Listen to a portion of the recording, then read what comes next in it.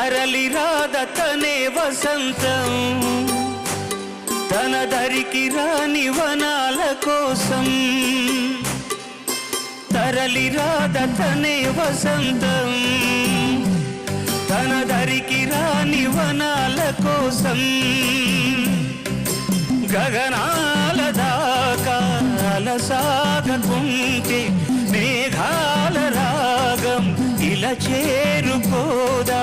తరలి రాదతనే వసంతం తన దరికి రాని వనాల కోసం